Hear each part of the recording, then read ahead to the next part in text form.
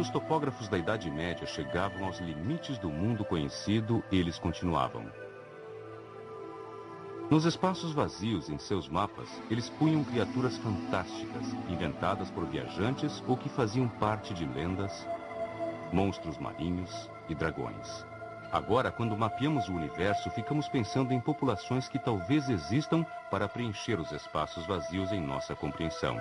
Seriam criaturas baseadas em parte em fatos científicos e em parte na nossa imaginação. Nós os chamamos de extraterrestres.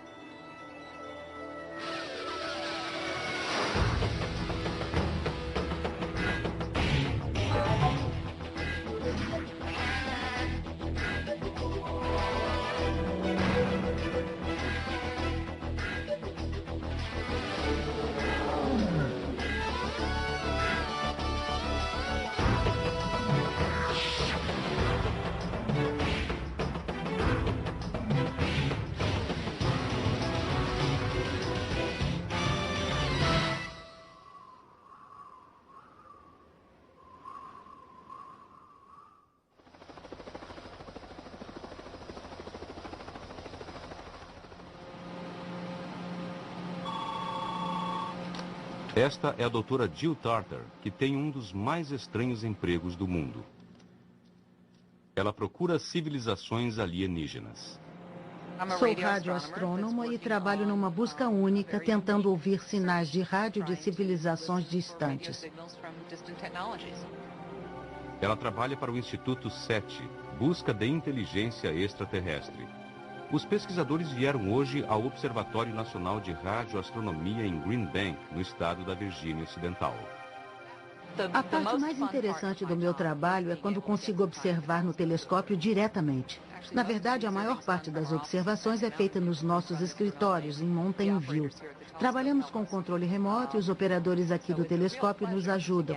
Então é realmente um prazer observar diretamente o telescópio. Se você já assistiu ao filme Contato, você pode achar que já conhecia Jill Tarter. Ela se parece muito com a radioastrônoma que Jodie Foster interpretou no filme. Há 400 bilhões de Sim, estrelas é só e nós duas nem começamos. possibilidades. Uma, há vida inteligente lá fora, mas é tão distante que você não conseguirá contactá-la durante a sua vida. E a Não, segunda, você tá tomando duas... decisões. Não há nada lá fora, apenas gases nobres e compostos de carbono e você está perdendo seu tempo. Enquanto isso, seu trabalho não será publicado e você não será levado a sério. Sua carreira terminará antes de começar. E daí? É a minha vida! A personagem da astrônoma Ellie Arroway foi criada pelo autor Carl Sagan e sua esposa Anne Ryan para o romance Contact. Ela não é sósia da Jill, mas existem semelhanças. É engraçado, eu tive uma conversa interessante com Carl em 1985. Eu estava em Cornell para uma reunião e ele convidou meu marido e eu para irmos à sua casa. Conversamos e ele disse, eu estou escrevendo um livro. E Andrew Ian disse, sabe, talvez você reconheça alguém no livro e eu acho que você vai gostar dela.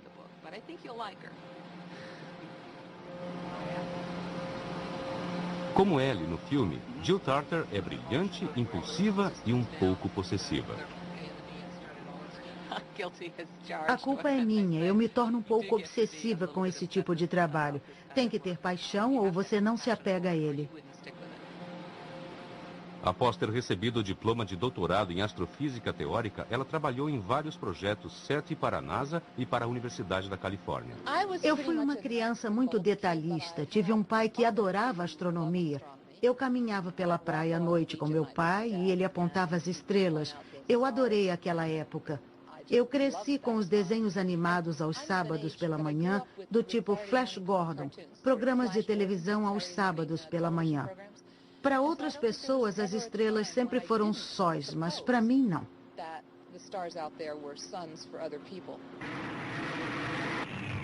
Mas de todos os jovens que cresceram com Flash Gordon ou com Buck Rogers,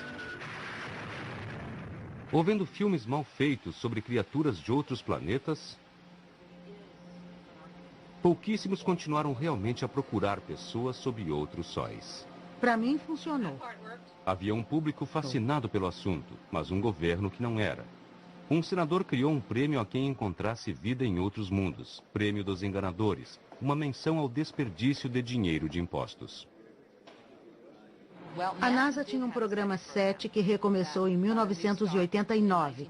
Começou a operar o telescópio pela primeira vez em 1992 e foi eliminado pelo Congresso um ano depois, em 1993. Os pesquisadores do SET teriam obtido 12 milhões de dólares ao ano dos 14 bilhões do orçamento da NASA. Mas mesmo esse pequeno valor era muito. No caso do SET, as chances de sucesso são tão remotas e os prováveis benefícios para o programa são tão limitados que há pouca justificativa para 12 milhões de dólares dos contribuintes para serem gastos neste programa. Assim, o Instituto SET de Jill Tarter funciona à base de doações de pessoas e de empresas privadas. Se ela quer usar a antena parabólica do grande radiotelescópio do governo para ouvir sinais de vida além da Terra, ela fica na fila com outros pesquisadores e aluga o telescópio por $6 mil por dia. Para isso, ela tem que sentar numa sala sem janelas na base da antena, ouvindo os motores que movem o grande disco, olhando para a tela do computador que talvez lhe diga o que há de verdade no universo. Você sabe, existem 400 bilhões de estrelas somente em nossa galáxia. Se apenas uma em 1 milhão delas tivesse planetas, tudo bem, e se apenas uma em 1 milhão dessas tivesse vida, e apenas uma em 1 milhão dessas tivesse vida inteligente, existiriam literalmente milhões de civilizações lá fora. Mas se não houver vida, é um desperdício de espaço. Você está aqui, num pequeno planeta girando em volta de uma estrela de idade média, perto da borda de um enorme turbilhão de estrelas chamado galáxia.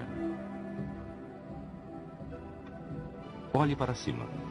Numa noite clara, você provavelmente pode ver 2.000 estrelas, uma pequena fração dos 400 bilhões de sóis de nossa galáxia. Você pode ver muitas estrelas com o telescópio espacial Hubble, mas pegue um pequeno ponto entre as estrelas e você encontrará outras galáxias. Para todo lugar que você olhe, há mais ilhas de estrelas flutuando no universo escuro.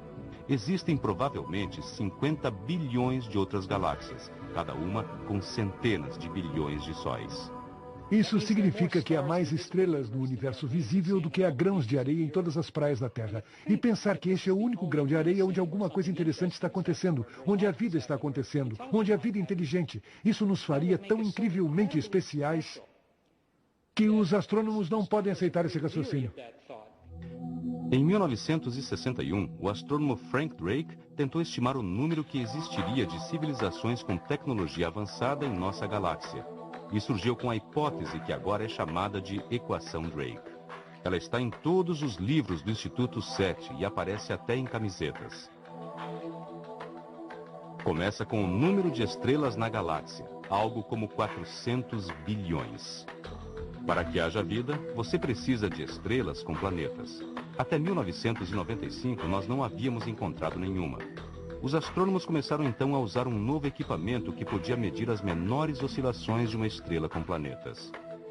Eles encontraram sistemas planetários perto da nossa galáxia. O telescópio espacial até mesmo fotografou o planeta de uma estrela na constelação de Touro. Nosso planeta é mesmo uma minúscula parte do universo. Descobertas recentes têm mostrado que pelo menos 3 a 5% de todas as estrelas têm planetas, e a porcentagem real é provavelmente muito maior. Mas quantas estrelas têm planetas com água líquida? De 9 planetas em nosso sistema solar, 3 tinham água, mas agora só a Terra tem oceanos. Em nosso sistema solar, existe apenas um planeta onde se pode imaginar que exista vida. É a Terra. Então, digamos que cada sistema solar tenha pelo menos um planeta onde se possa imaginar que haja vida. Quantos realmente têm vida? É uma pergunta difícil. Nós só temos a vida na Terra como exemplo, e todos os seres da Terra são relacionados entre si. A vida neste planeta pode ser encontrada onde quer que se vá. Ela vai se arrastando e criando vida por si mesma. Mas isso não deveria nos desapontar. A vida neste planeta é uma espécie de fenômeno. Pode não haver outras. Se nós somos a única espécie de vida em todo o universo, então a origem da vida, o tipo de evento químico que estamos procurando, tem que ser um evento muito, muito improvável. Por outro lado, a vida surgiu cedo na história da Terra. Nós não sabemos como a vida começou aqui. Nós realmente não sabemos. Mas se nós descobríssemos que houve vida em Marte, isso nos diria imediatamente que a vida não é um milagre, é apenas uma estatística. Sempre que houver um planeta mais ou menos do jeito, haverá vida. E se você é do tipo otimista, então vai dizer, bem, provavelmente 50% ou 100% desses planetas vão produzir vida. A próxima coisa que nós precisamos é de vida inteligente que invente tecnologia. Se você tem um monte de criaturas inteligentes em outro planeta, a ciência irá brotar mais cedo ou mais tarde. Acontecerá com eles também, porque é uma tremenda vantagem para a sua sociedade se você pode entender de ciência. Digamos que uma civilização em 10 desenvolva tecnologia de rádio. Então, 2 bilhões de civilizações em nossa galáxia podem ter enviado sinais de rádio. Mas será que alguma delas ainda está por aqui? O termo final na equação Drake é quanto tempo eles ficam no ar.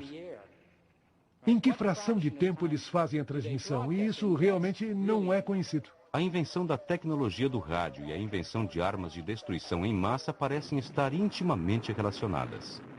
Talvez o que aconteça é que o ET vai ao ar, está nos enviando mensagens e aí, bum! Uma nuvem cresce muito rápido e acabou-se. Se é assim que as coisas acontecem, nós não vamos ouvir nada, porque o ET não vai ficar no ar por muito tempo. Mas se você é otimista e acha que o ET vai ficar no ar pelo menos 1 milhão de anos, então o número de civilizações transmitidas em nossa galáxia é da ordem de dezenas de milhões. Dezenas de milhões. Digamos que haja 40 mil civilizações entre os 400 bilhões de estrelas. Por que nós não ouvimos transmissões de outras civilizações? Seria como perguntar a Cristóvão Colombo 2 dias depois que ele saiu da Espanha, quando é que você vai encontrar alguma coisa? Ele não sabia e nós também não sabemos. Os cientistas dizem que é uma questão de achar aquela estrela entre 10 milhões. Mas quem gosta de ficção científica diz que se a equação Drake é correta, os alienígenas deveriam estar aqui agora.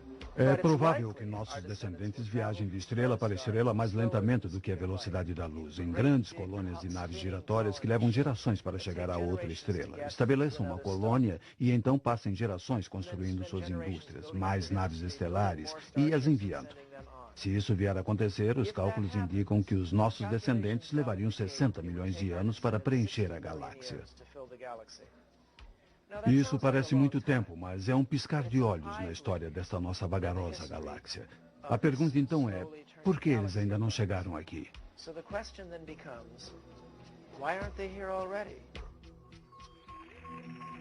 Possibilidade 1. As civilizações estão muito dispersas para fazer contato.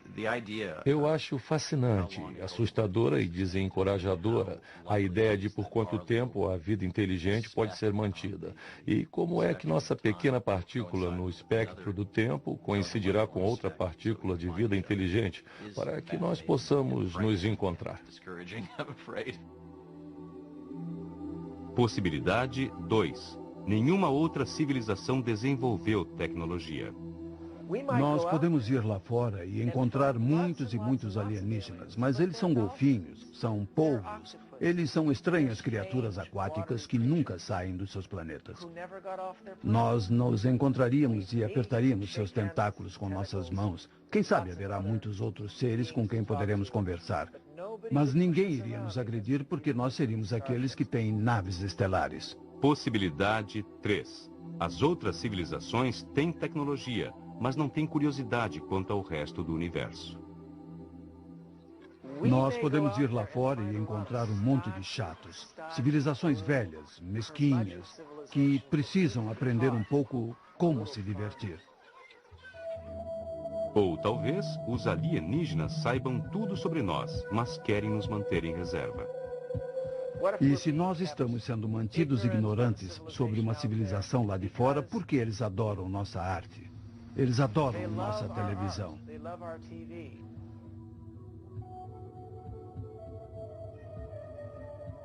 Assim que nós soubermos sobre eles, poderíamos declarar nossos direitos e solicitar uma cópia da Enciclopédia Galáctica.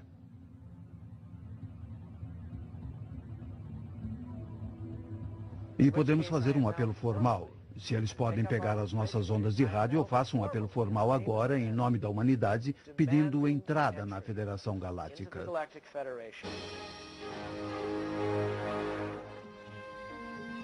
Desculpe.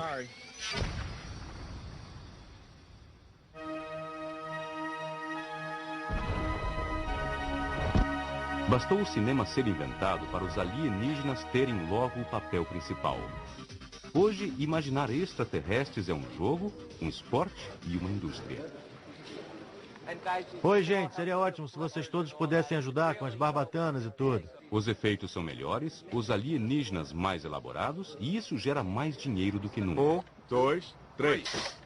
Em 1997, o filme Homens de Preto faturou mais de 580 milhões de dólares. Levanta um pouco o microfone.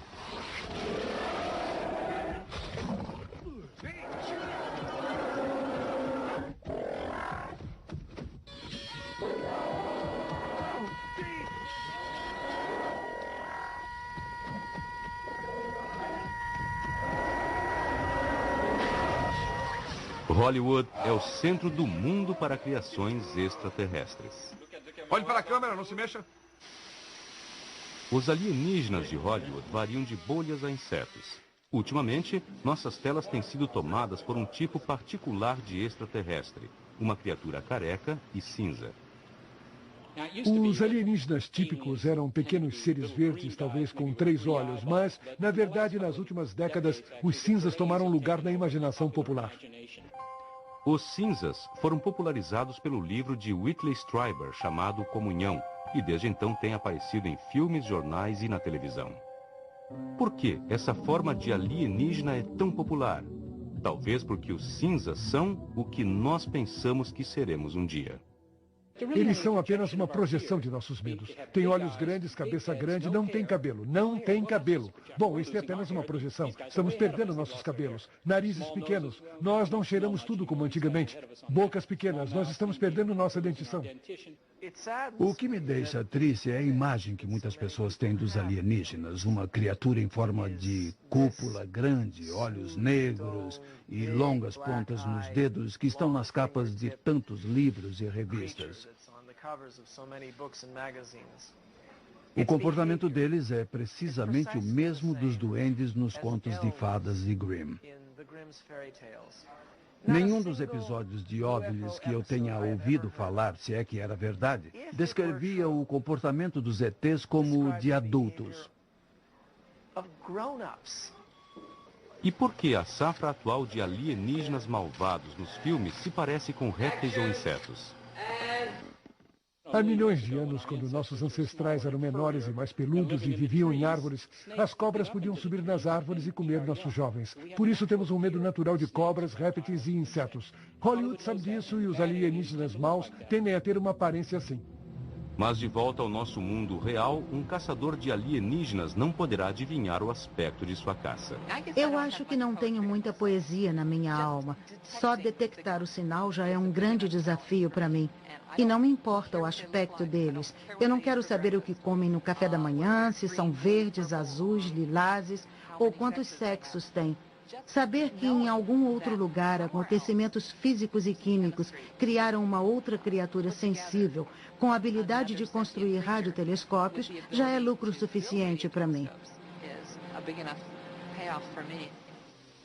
As mesmas leis científicas se aplicam a tudo e a todos no universo. Por isso, existem algumas coisas que podemos dizer sobre os extraterrestres.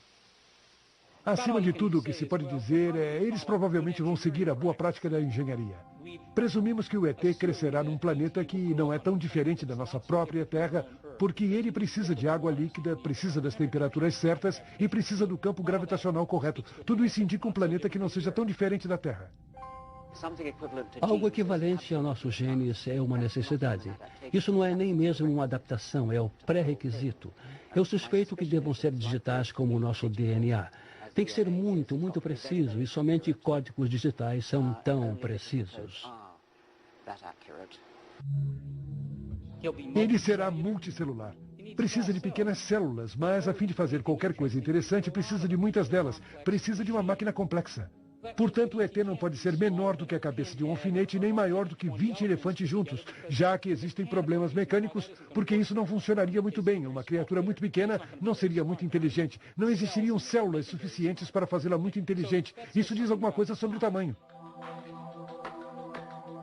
Olhos surgiram espontaneamente em pelo menos 40 espécies de animais do nosso planeta. Então, meu palpite seria que, se há vida em outro lugar, o desenvolvimento de olhos seria uma possibilidade concreta.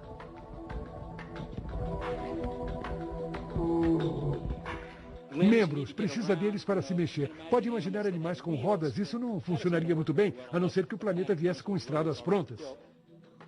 As pernas têm evoluído muitas vezes. Rodas nunca evoluíram, independentemente da tecnologia. Quantas pernas você quer? 2, 4, 6? Tudo isso poderia ser possível. Mas se você tem 600 pernas, seu cérebro vai gastar muito tempo coordenando todas, em vez de fazer outras coisas como construir um radiotransmissor ou um foguete. Por isso, o ET provavelmente terá poucas pernas. E o ET precisará de alguns membros adaptados para segurar ferramentas. Para criar tecnologia, o que você precisa é de uma espécie de anexo manipulativo. Um polegar, uma tromba ou algo que o permita modificar seu meio ambiente.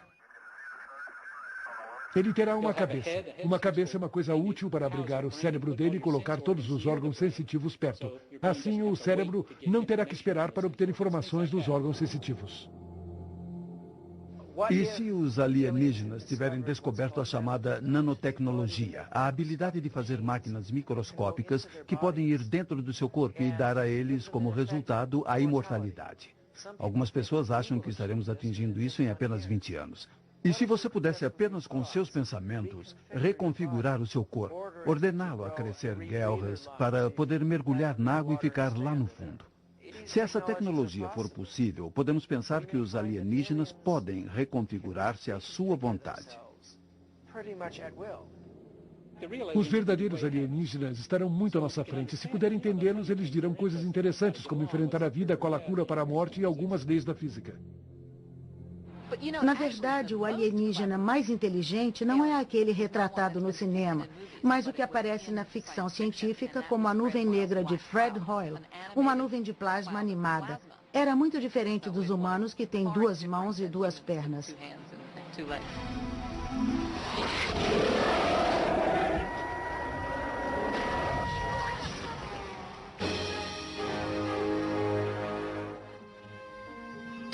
Desculpe.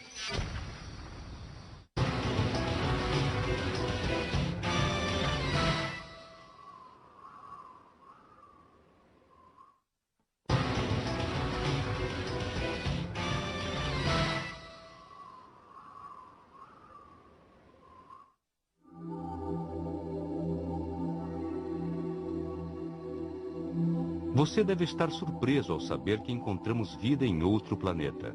Aconteceu em 19 de novembro de 1969. 164 A missão Apollo 12. A Apollo 12 pousou perto da cratera Surveyor. E essa cratera era chamada Surveyor por causa da nave espacial Surveyor, uma nave espacial robô que havia pousado lá 2 anos antes. Os astronautas conseguiram pousar a certa distância, andar até a nave espacial Surveyor, pegar uns poucos pedaços dela e trazê-los de volta para a Terra. E quando os exobiologistas examinaram a câmera da Surveyor, havia uma bactéria chamada Streptococcus viva dentro dela. Essa bactéria não era da Lua. A nave espacial não foi corretamente esterilizada e a bactéria foi levada para a Lua e sobreviveu lá. Quando pesquisadores alimentaram a bactéria, ela prontamente começou a se reproduzir. Ela havia sobrevivido congelada a seco no alto vácuo da Lua. Isso prova que estamos apenas começando a descobrir como fortes e adaptáveis as coisas vivas podem ser. Eles encontraram também líquen nas rochas da Antártica e estranhos vermes em forma de tubo aglomerados em volta das passagens vulcânicas no fundo do oceano. Encontraram bactérias felizes mastigando rochas a 8 quilômetros abaixo da superfície. Foi somente na última década que aprendemos que existe uma completa biosfera de micro-organismos que vive abaixo da superfície. De fato, a massa dessa biosfera deve exceder a massa inteira da biosfera da superfície com a qual convivemos no dia a dia. Ainda existe a Pedra de Marte. Pesquisadores encontraram na Antártica um meteorito que se soltou de Marte bilhões de anos atrás em consequência de uma explosão colossal. A pedra foi manchete em 1996, quando se descobriu que ela continha sinais químicos de vida e pequenas estruturas que pareciam bactérias fossilizadas.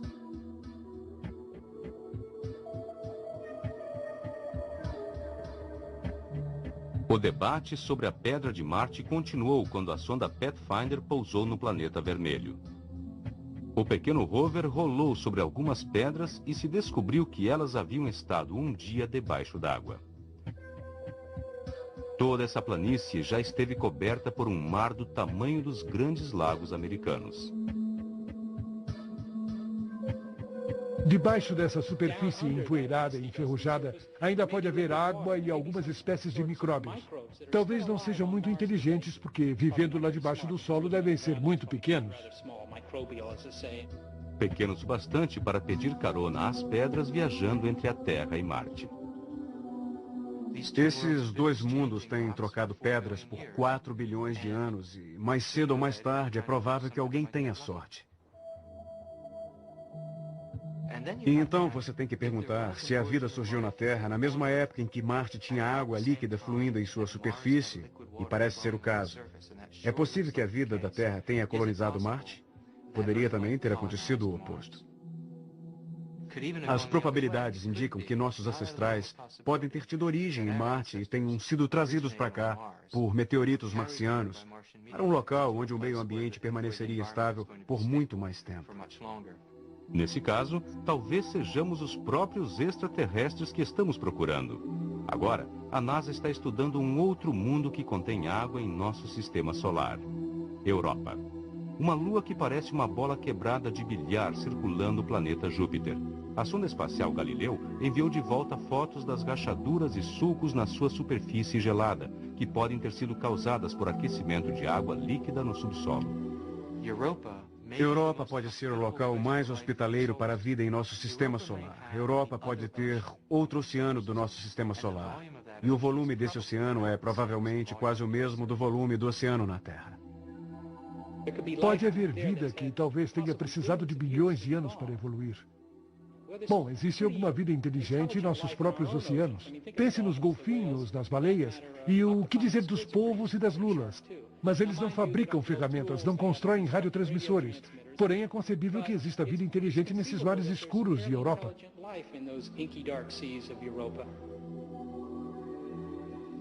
E isto é apenas o começo.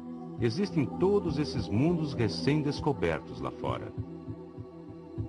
Aprendemos que, além do nosso próprio sistema solar, os planetas são comuns em nossa galáxia. Temos visto discos protoplanetários onde sistemas solares são formados. Temos indicações da existência de planetas 9 ou 10 sistemas solares além do nosso. E temos todas as razões para esperar que existam muitos mais. Isso tudo veio junto nos últimos 10 ou 15 anos. Isso está tendo um impacto no modo como planejamos nossas próximas explorações. Esse impacto pode ser claramente visto na decisão de Dan Gold da NASA de colocar mais recursos à disposição desta área.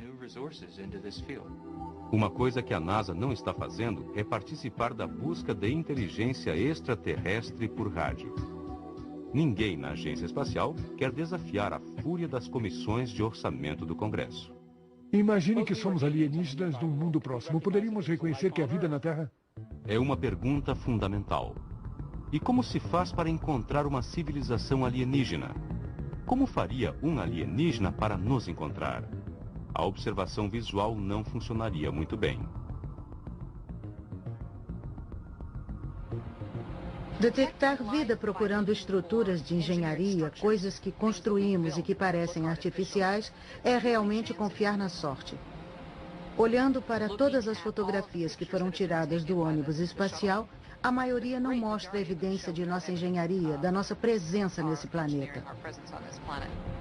Se o nosso alienígena estivesse próximo o bastante da Terra, ele poderia sacar o seu espectroscópio.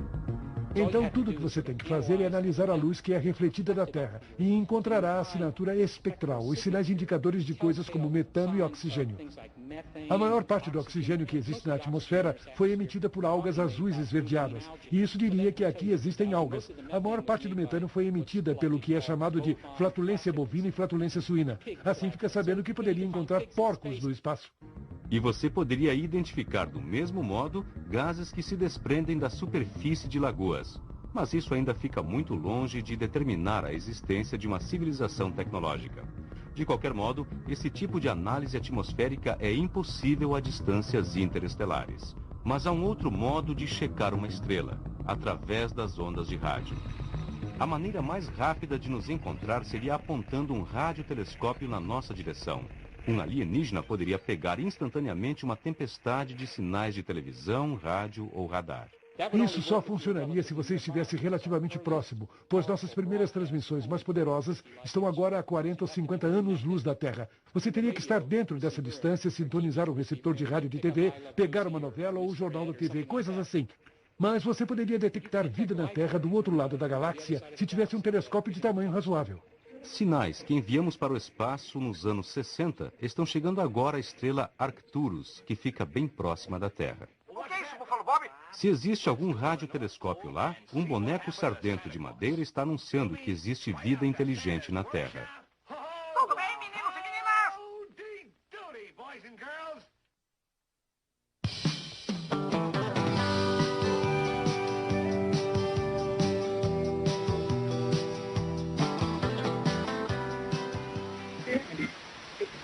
Sintonize um rádio FM entre duas estações e você vai ouvir um chiado. Esse chiado é provocado por sinais vindos das estrelas misturados com ruídos do amplificador do rádio. O que você está realmente ouvindo é a Via Láctea. Você está ouvindo os elétrons que estão girando em torno das linhas do campo magnético na Via Láctea. Você pode realmente ouvir a galáxia no seu rádio.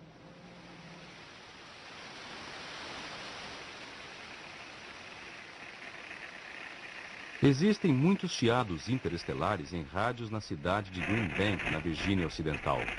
Por essa razão, estações de rádio e transmissores de televisão são proibidos nessa área, porque lá é onde fica o Observatório Nacional de Radioastronomia pertencente ao governo.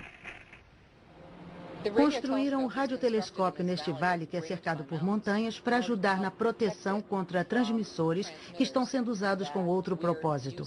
Quando construído no início dos anos 60, foi importante encontrar um local que fosse naturalmente protegido.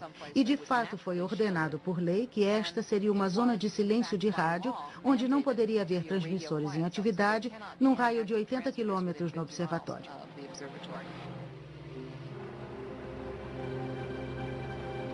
Radioastrônomos usam antenas parabólicas como estas para estudar o universo. Eles pegam ondas de rádio naturalmente emitidas por tudo, de galáxias a estrelas até simples átomos de hidrogênio que flutuam no espaço.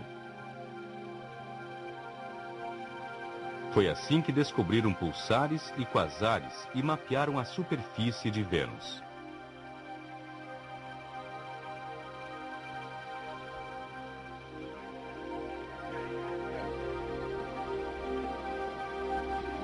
O radiotelescópio de Green Bank tem uma antena com um diâmetro de 43 metros. E o novo, em construção, será maior do que um campo de futebol. As antenas têm que ser grandes, pois os sinais das estrelas são fracos. Esses são sinais realmente muito fracos. Alguém calculou que se você pegar todas as ondas de rádio que foram coletadas e considerar a energia que é representada por esses sinais, ela será equivalente à quantidade de energia que é liberada quando um floco de neve cai no solo. Muitos cacarejos, chiados e barulho basicamente é o que se recebe na maior parte do tempo.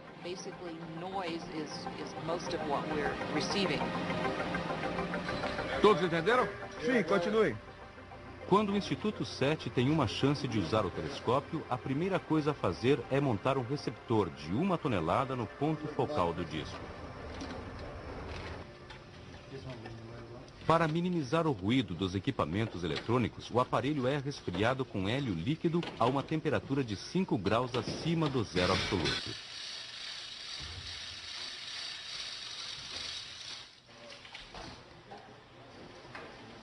Você percebe quando a busca por extraterrestres está acontecendo em Green Bank.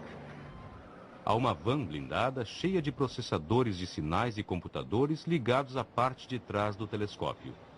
O projeto é denominado Fênix, como o pássaro místico que se levantou das próprias cinzas. Os técnicos podem passar o dia inteiro conectados a receptores do tamanho de cabines telefônicas apenas para perceber que a coisa não está funcionando. Aí eles baixam a antena, sobem na torre de serviço e começam a desmontar as coisas. Isso é azul ou amarelo? Azul, ou azul marinho. Eu vou gritar preto. Ok. Olhando para ambos. Eu não vejo nada. A operação pode ser paralisada por causa de uma fibra ótica suja. Encontramos uma luz aqui, Gary. Mude a luz. Quer que eu pegue eles de volta? E isso reduz o tempo de observação de Jill. Agora de Green Bank, observamos pouco mais de 210 estrelas. Aqui é onde estávamos ontem, quando eu comecei a operar. Na verdade, observamos mais 6 estrelas ontem à noite. Nós vamos observar 1000 estrelas com essa busca. Elas todas estão muito perto. A mais distante está a cerca de 155 anos-luz de nós. As observações que estamos fazendo aqui, se você cobrir completamente a faixa de frequência, tomam 12 horas por estrela. Ninguém sabe a frequência exata que os extraterrestres devem estar usando. Mas há uma área silenciosa natural no espectro de rádio perto da frequência dos átomos de hidrogênio. Qualquer alienígena lógico saberia o que nós sabemos. Esse é o melhor lugar para se enviar um sinal. Os receptores da SETI e os computadores dividem a área silenciosa em bilhões de canais. Eles escutam cada canal por 1 milésimo de segundo. O telescópio é extremamente sensível. Poderia facilmente encontrar telefones celulares em Marte.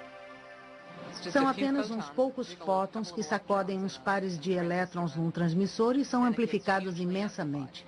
A grande amplificação significa que existem alarmes falsos.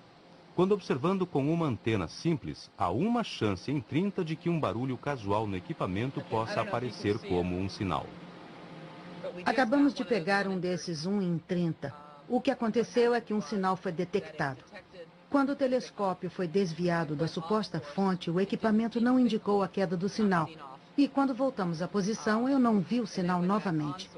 Isso quer dizer que ou há um extraterrestre que decidiu falar conosco por menos de 1 milésimo de segundo, ou é devido ao fato de que operamos com um único telescópio, e há uma entre 30 chances de o barulho disparar uma detecção.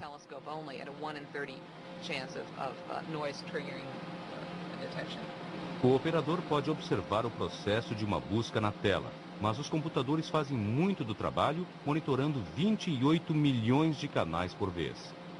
Quando algo é detectado, o computador movimenta a antena para fora do alvo e então volta para se assegurar de que o sinal está realmente vindo daquela parte do céu. Naves espaciais são o nosso problema principal porque elas estão sobre o que deveria ser a única zona silenciosa de rádio do mundo. Não deveria haver transmissores na área num raio de 80 quilômetros, mas a área não se estende 80 quilômetros para cima. E isso pode ser um problema. Nós estamos começando a desenhar uma curva enorme que tem agora, na verdade, mais de 50 mil detecções. Isso é horrível, horrível. Eu posso não querer observar por aqui de novo. Sabe, eu sei quando me derrotaram. Eu não posso construir um equipamento para detectar um simples sinal fraco e que se esconde ao mesmo tempo. Foi um sinal de frequência modulada de faixa larga. Suspeito que foi apenas a telemetria de uma nave espacial.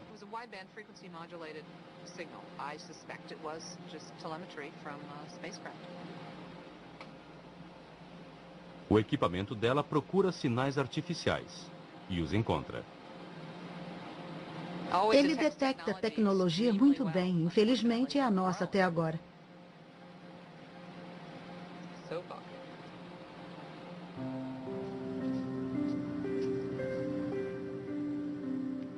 Então, Jill e seus colegas sentam-se lá entre o zunido de seus ventiladores, afagando seus excêntricos equipamentos e ouvindo o universo, estrela por estrela.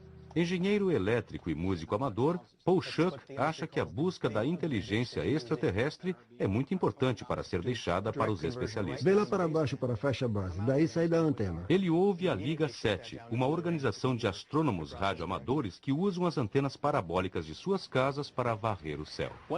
Uma das maiores frustrações do amador da 7 é que ele não pode andar até a loja local de equipamentos eletrônicos e comprar um radiotelescópio, pelo menos atualmente. Estamos tentando desenvolver a tecnologia para tornar isso possível, para que qualquer cidadão interessado em 7 possa adquirir em uma loja todo o equipamento necessário para montar uma estação 7 confiável com o mínimo conhecimento técnico. Estamos utilizando um mecanismo que a NASA nunca contemplou, e esse é o recurso dos milhões de astrônomos radioamadores do mundo, cada um com seu equipamento individual e entusiasmo individual. Um carpinteiro em Toronto, um cavalheiro na Alemanha que é enfermeiro, uma mulher no Havaí, uma médica. Todos os tipos de ocupações estão representados em nossa relação de associados. Um deles é Al Katz, um professor de física de Windsor, Nova Jersey. Fazendo remendos, ele juntou material e montou um telescópio impressionante usando material de sucata. Subindo. Sim, por favor. Esta coisa toda foi construída com menos de $500 e foi montada com muitos canos e bugigangas. A torre principal na qual a antena está fixada é uma torre que foi atingida por um caminhão e foi para trás e caiu. E por isso a compramos por muito pouco dinheiro. Nós a cortamos e trouxemos para cá, para baixo. E o que estamos vendo é que isto é um sinal chegando e sua frequência. E isto indica a direção e o tempo. Então você vê, este é um dado que está vindo da antena agora, neste instante. Lembra, nossa busca foi ao ar em abril de 1996, com apenas 5 estações participantes. 3 semanas depois que entramos no ar, 2 de nossos membros na Inglaterra detectaram nosso primeiro sinal candidato. Este aqui é o sinal, e o que nós vemos é uma alteração lenta acompanhada por Doppler, a uma velocidade que parece se aproximar da rotação da Terra. É um sinal fraco, que parece que tem a maior parte das características que poderíamos esperar de um sinal originário de uma inteligência extraterrestre. Estava vinda de fora da Terra. Infelizmente, descobrimos que não estava vindo de muito longe da Terra, pois em análises adicionais, nós o identificamos como um sinal de um satélite militar secreto. Existem outros projetos a caminho. A busca da Universidade Estadual de Ohio é famosa por este sinal, o UAU, apanhado em 1977. Este ponto no céu tem sido procurado frequentemente, mas o sinal só apareceu uma vez. Existe um outro tipo de busca sendo feita usando o radiotelescópio de 300 metros montado em Porto Rico. Ele não procura determinadas estrelas-alvo. Seu receptor pega carona enquanto outras observações estão a caminho e cobre 1/3 parte do céu a cada 6 meses. Foram monitorados acima de 500 trilhões de sinais nos últimos 6 anos sem nenhum sinal de vida. Como a interferência no rádio cresce sempre na Terra, os pesquisadores do SETI estão falando em montar um posto de escuta no lado mais distante da Lua. Esse lado nunca fica de frente para a Terra e é o único lugar no sistema solar onde os barulhos da terrinha não estão poluindo os céus do rádio. O que realmente está lá fora vai depender finalmente de quanto tempo dura uma civilização tecnológica. O astrônomo russo Nikolai Kardashev pensou que, dando tempo suficiente, poderiam existir 3 níveis de civilizações avançadas. Tipo 1, civilizações que aproveitaram o poder do átomo, mais ou menos onde estamos agora. Tipo 2, civilizações que fariam uso da potência energética total de uma estrela. Talvez eles tenham quebrado os planetas e colocado os pedaços numa concha em torno do Sol. E existe o terceiro tipo, uma civilização que aprendeu a aproveitar toda a energia da galáxia. Quase inimaginável, mas o espaço é um lugar estranho. Podemos apenas imaginar como a descoberta de vida extraterrestre mudaria as coisas aqui na Terra. Acho que a coisa mais importante sobre a detecção de um sinal de uma outra civilização seria que isto mudaria nosso ponto de vista, mudaria o ponto de vista dos humanos. Começaríamos a nos ver como uma espécie num pequeno planeta, num grande universo ocupado por outros. E acho que ficaríamos enormemente impressionados pelas diferenças entre nós e qualquer outro lá fora. Eu espero que isso faça diminuir as diferenças entre os humanos, que achamos tão difíceis de tolerar hoje, e nos dê a perspectiva global ou cósmica que fará a humanidade funcionar como uma única entidade. Give us this global or cosmic perspective that would make humanity function as a single entity. Então, de um jeito lento, em Green Bank, Mountain View e Arecibo, a busca continua. E os radioastrônomos olham suas telas e se preparam para celebrar o momento em que nós descobrirmos que não estamos sozinhos. Em todos os locais de observação temos um refrigerador e aí vai encontrar pelo menos uma garrafa de champanhe.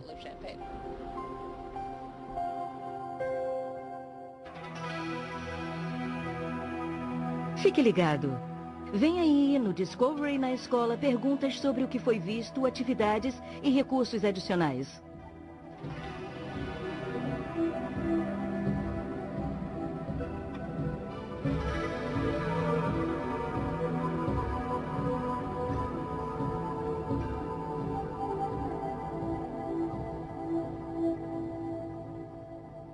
Construindo suas indústrias, mais naves estelares e as enviando.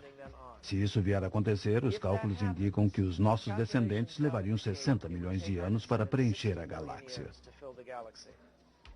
Isso parece muito tempo, mas é um piscar de olhos na história desta nossa vagarosa galáxia. A pergunta então é, por que eles ainda não chegaram aqui?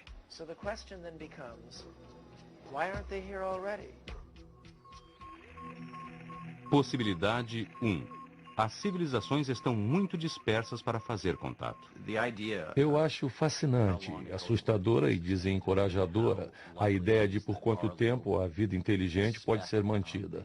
E como é que nossa pequena partícula no espectro do tempo coincidirá com outra partícula de vida inteligente para que nós possamos nos encontrar. Possibilidade 2. Nenhuma outra civilização desenvolveu tecnologia. Nós podemos ir lá fora e encontrar muitos e muitos alienígenas, mas eles são golfinhos, são polvos, eles são estranhas criaturas aquáticas que nunca saem dos seus planetas. Nós nos encontraríamos e apertaríamos seus tentáculos com nossas mãos. Quem sabe haverá muitos outros seres com quem poderemos conversar. Mas ninguém iria nos agredir porque nós seríamos aqueles que têm naves estelares. Possibilidade 3. As outras civilizações têm tecnologia, mas não têm curiosidade quanto ao resto do universo. Nós podemos ir lá fora e encontrar um monte de chatos, civilizações velhas, mesquinhas, que precisam aprender um pouco como se divertir. Ou talvez os alienígenas saibam tudo sobre nós, mas querem nos manter em reserva. E se nós estamos sendo mantidos ignorantes sobre uma civilização lá de fora, por que eles adoram nossa arte? Eles adoram nossa televisão.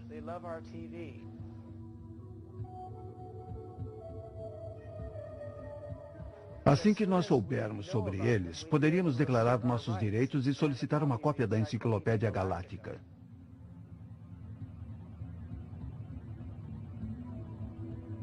E podemos fazer um apelo formal. Se eles podem pegar as nossas ondas de rádio, eu faço um apelo formal agora, em nome da humanidade, pedindo entrada na Federação Galáctica.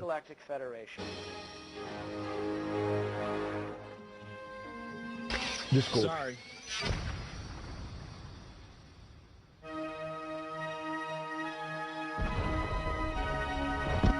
Bastou o cinema ser inventado para os alienígenas terem logo o papel principal.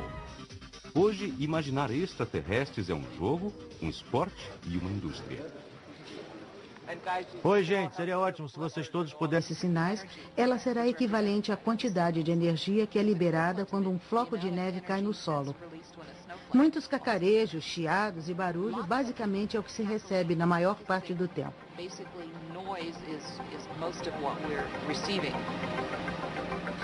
Todos entenderam? Sim, continue. Quando o Instituto SETI tem uma chance de usar o telescópio, a primeira coisa a fazer é montar um receptor de 1 tonelada no ponto focal do disco. Para minimizar o ruído dos equipamentos eletrônicos, o aparelho é resfriado com hélio líquido a uma temperatura de 5 graus acima do zero absoluto.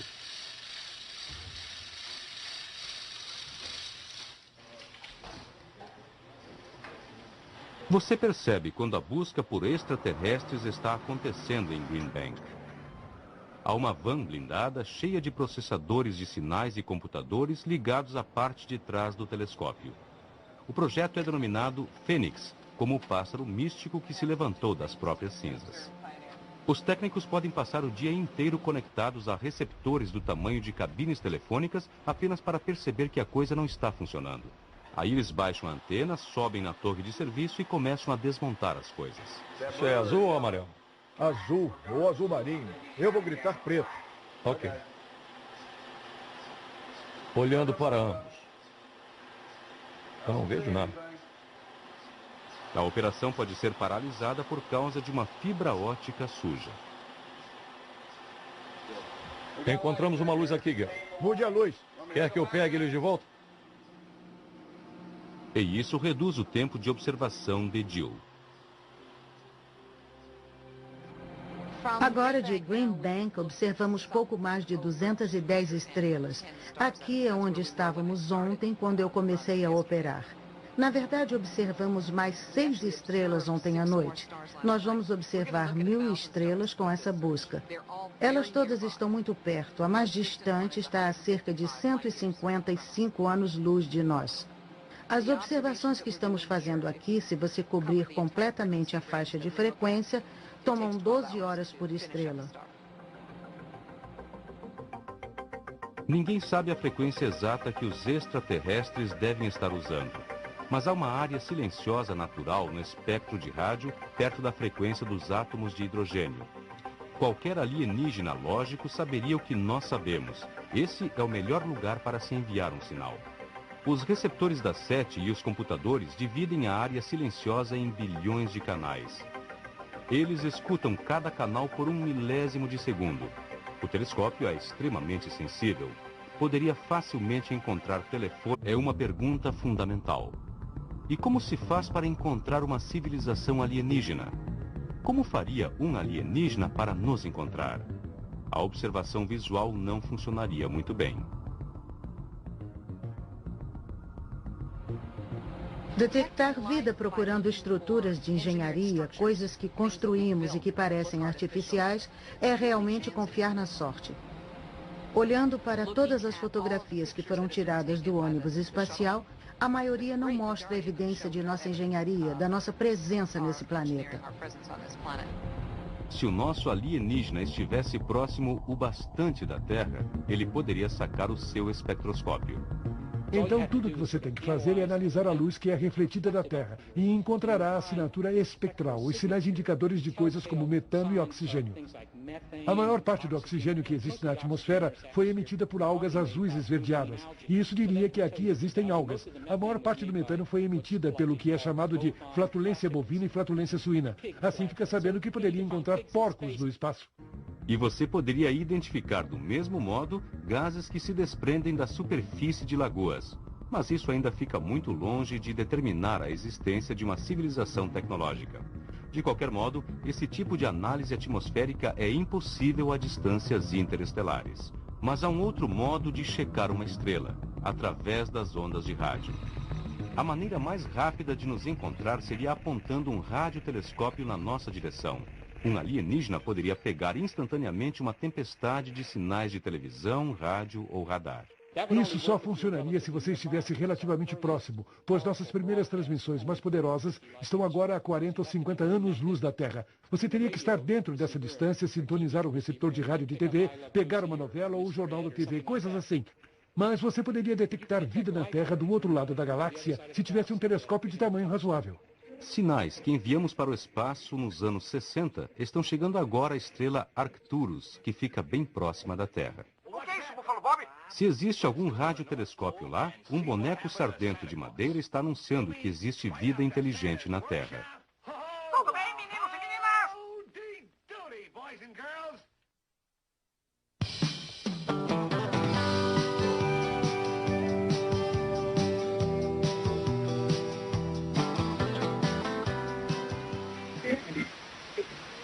Sintonize um rádio FM entre duas estações e você vai ouvir um chiado. Esse chiado é provocado por sinais vindos das estrelas misturados com ruídos do amplificador do rádio. O que você está realmente ouvindo é a Via Láctea. Você está ouvindo os elétrons que estão girando em torno das linhas do campo magnético E surgiu com a hipótese que agora é chamada de equação Drake. Ela está em todos os livros do Instituto SETI e aparece até em camisetas.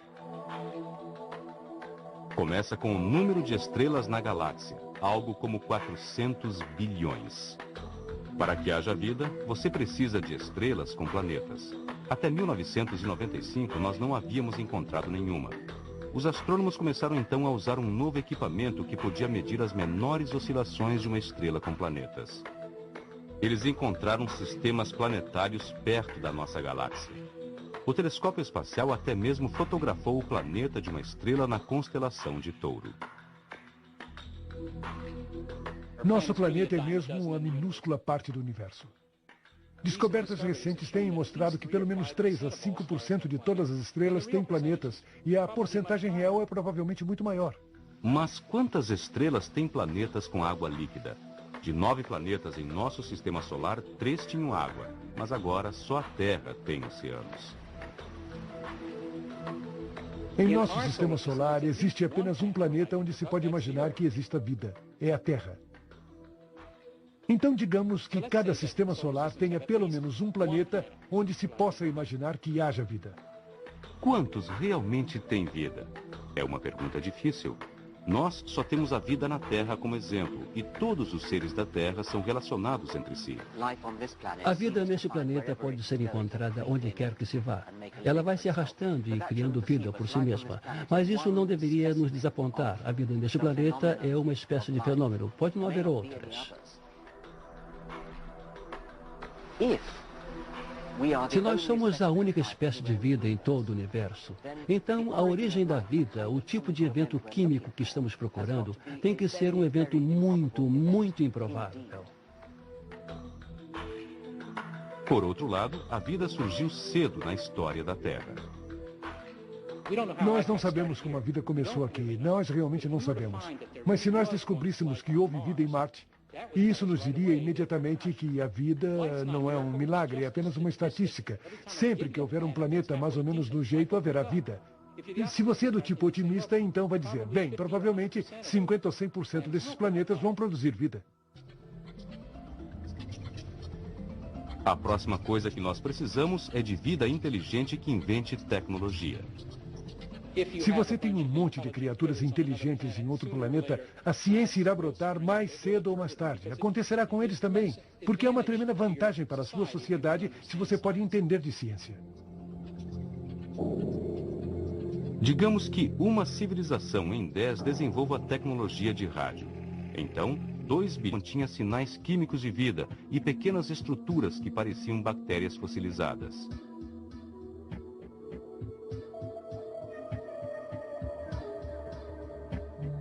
O debate sobre a pedra de Marte continuou quando a sonda Pathfinder pousou no planeta vermelho. O pequeno rover rolou sobre algumas pedras e se descobriu que elas haviam estado um dia debaixo d'água. Toda essa planície já esteve coberta por um mar do tamanho dos grandes lagos americanos. Debaixo dessa superfície empoeirada e enferrujada, ainda pode haver água e algumas espécies de micróbios. Talvez não sejam muito inteligentes, porque vivendo lá debaixo do solo devem ser muito pequenos. Pequenos o bastante para pedir carona às pedras viajando entre a Terra e Marte. Esses 2 mundos têm trocado pedras por 4 bilhões de anos e mais cedo ou mais tarde é provável que alguém tenha sorte. E então você tem que perguntar se a vida surgiu na Terra na mesma época em que Marte tinha água líquida fluindo em sua superfície, e parece ser o caso. É possível que a vida da Terra tenha colonizado Marte? Poderia também ter acontecido o oposto. As probabilidades indicam que nossos ancestrais podem ter tido origem em Marte e tenham sido trazidos para cá por meteoritos marcianos, para um local onde o meio ambiente permaneceria estável por muito mais tempo. Nesse caso, talvez sejamos os próprios extraterrestres que estamos procurando. Agora, a NASA está estudando um outro mundo que contém água em nosso sistema solar. Europa. Uma lua que parece uma bola quebrada de bilhar circulando o planeta Júpiter. A sonda espacial Galileu enviou de volta fotos das rachaduras e sulcos na sua superfície gelada, que podem ter sido causadas por aquecimento de água líquida no subsolo. Europa pode ser o local mais hospitaleiro para a vida em nosso sistema solar. Europa pode ter outro oceano do nosso sistema solar. E o volume desse oceano é provavelmente quase o mesmo do volume do oceano na Terra. Pode haver vida que talvez tenha precisado de bilhões de anos para evoluir. Bom, existe alguma vida inteligente em nossos próprios oceanos. Pense nos golfinhos, nas baleias, e o que dizer dos polvos e das lulas. Mas eles não fabricam ferramentas, não constroem radiotransmissores. Porém, é concebível que exista vida inteligente nesses mares escuros de Europa.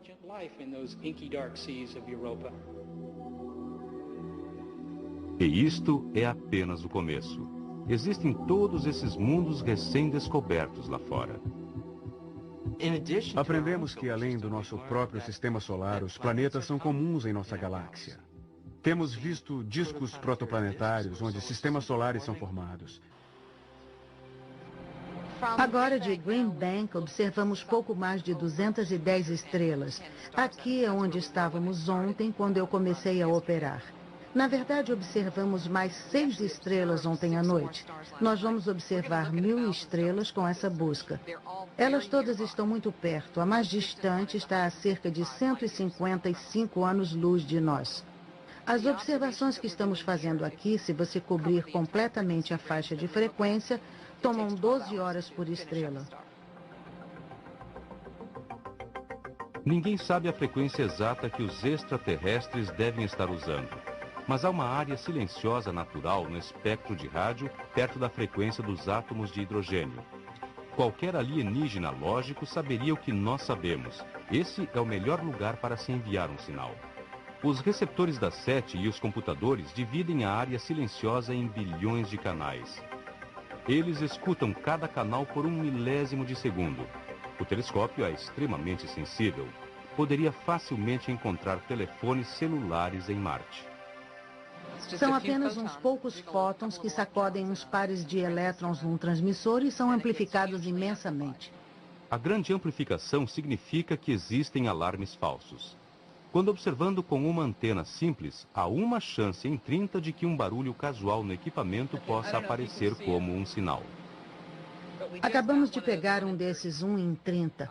O que aconteceu é que um sinal foi detectado. Quando o telescópio foi desviado da suposta fonte, o equipamento não indicou a queda do sinal. E quando voltamos à posição, eu não vi o sinal novamente. Isso quer dizer que ou há um extraterrestre que decidiu falar conosco por menos de 1 milésimo de segundo, ou é devido ao fato de que operamos com um único telescópio. E há uma entre 30 chances de o barulho disparar uma detecção.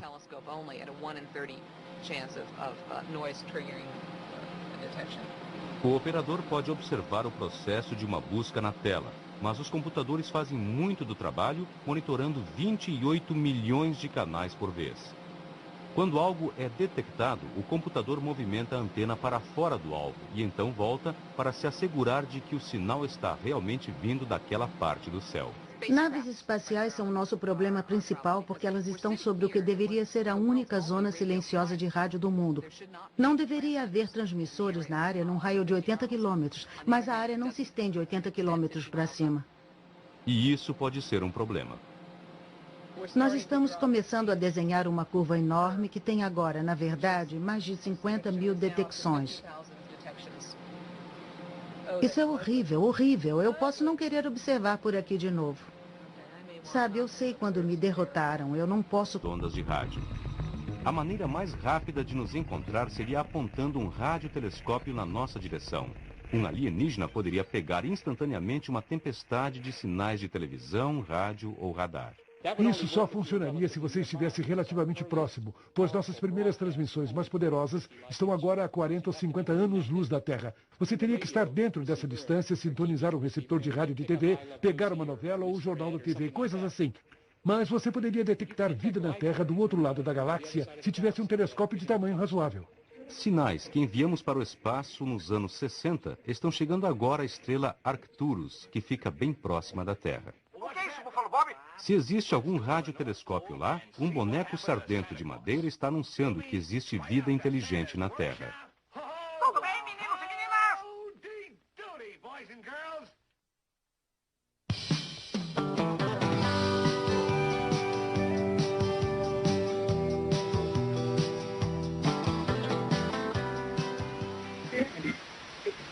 Sintonize um rádio FM entre duas estações e você vai ouvir um chiado. Esse chiado é provocado por sinais vindos das estrelas misturados com ruídos do amplificador do rádio. O que você está realmente ouvindo é a Via Láctea. Você está ouvindo os elétrons que estão girando em torno das linhas do campo magnético na Via Láctea. Você pode realmente ouvir a galáxia no seu rádio.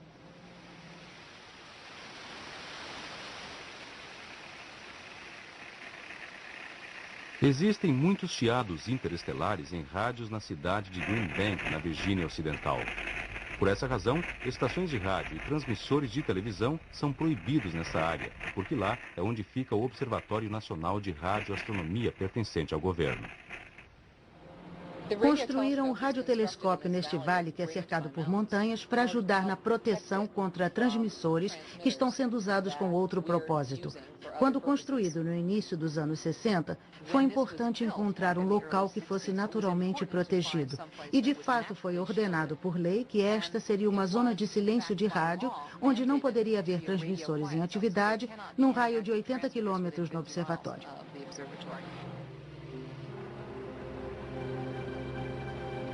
Radioastrônomos usam antenas parabólicas como estas para estudar o universo. Eles pegam ondas de rádio naturalmente emitidas por tudo, de galáxias a estrelas até simples átomos de hidrogênio que flutuam no espaço. Foi assim que descobriram pulsares e quasares e mapearam a superfície de Vênus.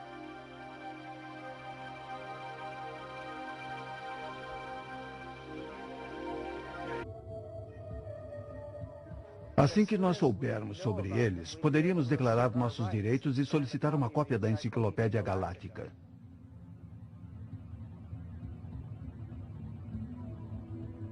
E podemos fazer um apelo formal. Se eles podem pegar as nossas ondas de rádio, eu faço um apelo formal agora, em nome da humanidade, pedindo entrada na Federação Galáctica.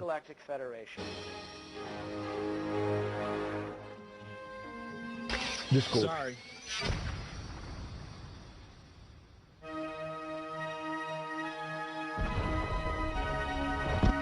Bastou o cinema ser inventado para os alienígenas terem logo o papel principal.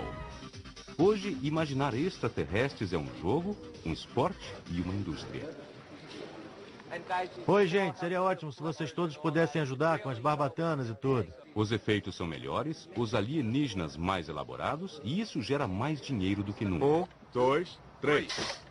Em 1997, o filme Homens de Preto faturou mais de 580 milhões de dólares. Levanta um pouco o microfone.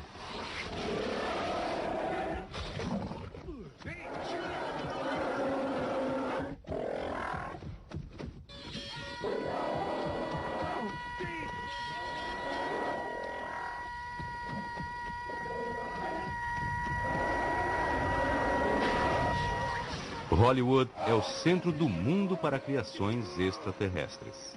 Olhe para a câmera, não se mexa. Os alienígenas de Hollywood variam de bolhas a insetos. Ultimamente, nossas telas têm sido tomadas por um tipo particular de extraterrestre, uma criatura careca e cinza. Os alienígenas típicos eram pequenos seres verdes, talvez com 3 olhos, mas, na verdade, nas últimas décadas, os cinzas tomaram lugar na imaginação popular. Os cinzas foram popularizados pelo livro de Whitley Strieber, chamado Comunhão, e desde então têm aparecido em filmes, jornais e na televisão. Por que essa forma de alienígena é tão popular? Talvez porque os cinzas são o que nós pensamos que seremos um dia. Eles são apenas uma projeção de nossos medos. Tem olhos grandes, cabeça grande, não tem cabelo. Não tem cabelo. Bom, isso é apenas uma projeção. Estamos perdendo nossos cabelos. Narizes pequenos. Nós não cheiramos tudo como antigamente. Bocas pequenas. Nós estamos perdendo nossa dentição. O que me deixa triste é a imagem que muitas pessoas têm dos alienígenas. Uma criatura em forma de cúpula grande, olhos negros e longas pontas nos dedos que estão nas capas de tantos livros e revistas. O comportamento deles é precisamente o mesmo dos duendes nos contos de fadas de Grimm. Não. A operação pode ser paralisada por causa de uma fibra ótica suja. Encontramos uma luz aqui, Gary. Mude a luz. Quer que eu pegue ele de volta? E isso reduz o tempo de observação de Jill. Agora de Green Bank, observamos pouco mais de 210 estrelas. Aqui é onde estávamos ontem, quando eu comecei a operar. Na verdade, observamos mais 6 estrelas ontem à noite. Nós vamos observar 1000 estrelas com essa busca. Elas todas estão muito perto. A mais distante está a cerca de 155 anos-luz de nós. As observações que estamos fazendo aqui, se você cobrir completamente a faixa de frequência, tomam 12 horas por estrela. Ninguém sabe a frequência exata que os extraterrestres devem estar usando. Mas há uma área silenciosa natural no espectro de rádio perto da frequência dos átomos de hidrogênio. Qualquer alienígena lógico saberia o que nós sabemos. Esse é o melhor lugar para se enviar um sinal. Os receptores da SETI e os computadores dividem a área silenciosa em bilhões de canais. Eles escutam cada canal por 1 milésimo de segundo. O telescópio é extremamente sensível. Poderia facilmente encontrar telefones celulares em Marte. São apenas uns poucos fótons que sacodem uns pares de elétrons num transmissor e são amplificados imensamente. A grande amplificação significa que existem alarmes falsos.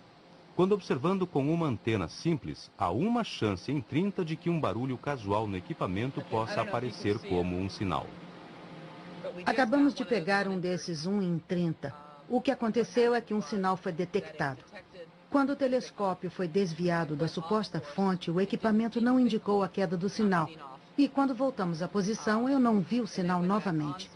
Isso quer dizer que ou há um extraterrestre que decidiu falar conosco por menos de 1 milésimo de segundo, ou é devido ao fato de que operamos com um único telescópio, e há uma entre 30 chances de o barulho disparar uma detecção.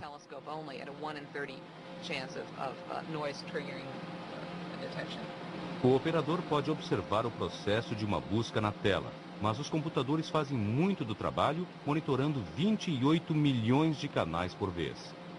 Quando algo é detectado, o computador movimenta a antena para fora do alvo e então volta para se assegurar de que o sinal está realmente vindo daquela parte do céu. Naves espaciais são o nosso problema principal porque elas estão sobre o que deveria ser a única zona silenciosa de rádio do mundo. Não deveria haver transmissores na área num raio de 80 quilômetros, mas a área não se estende 80 quilômetros para cima. Falsos. Quando observando com uma antena simples, há uma chance em 30 de que um barulho casual no equipamento possa aparecer como um sinal. Acabamos de pegar um desses 1 em 30. O que aconteceu é que um sinal foi detectado. Quando o telescópio foi desviado da suposta fonte, o equipamento não indicou a queda do sinal. E quando voltamos à posição, eu não vi o sinal novamente. Isso quer dizer que ou há um extraterrestre que decidiu falar conosco por menos de 1 milésimo de segundo, ou é devido ao fato de que operamos com um único telescópio, e há uma entre 30 chances de o barulho disparar uma detecção.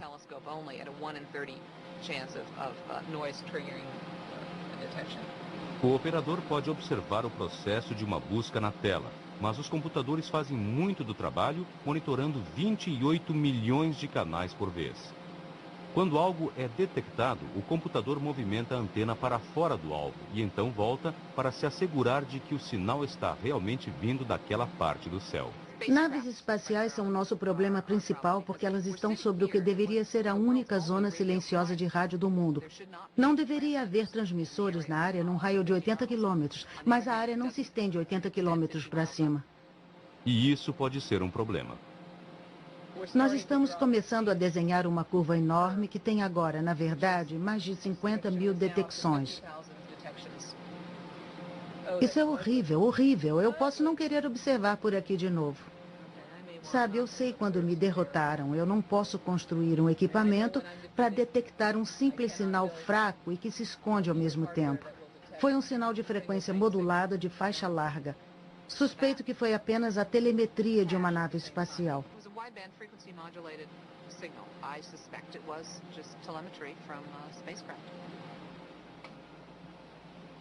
O equipamento dela procura sinais artificiais e os encontra.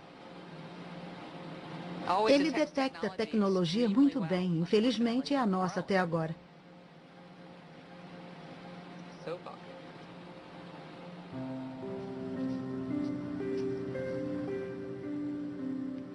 Então, Jill e seus colegas sentam-se lá entre o zunido de seus ventiladores, afagando seus excêntricos equipamentos e ouvindo o universo, estrela por estrela. Engenheiro elétrico e músico amador, Paul Schuck acha que a busca da inteligência extraterrestre é muito importante para ser deixada para os especialistas. Vem lá para baixo para a faixa base, daí sai da antena. Ele ouve a Liga 7, uma organização de astrônomos radioamadores que usam as antenas parabólicas de suas casas para varrer o céu. Uma das maiores frustrações do amador da 7 é que ele não pode andar até a loja local de equipamentos eletrônicos e comprar um radiotelescópio, pelo menos atualmente. Estamos tentando desenvolver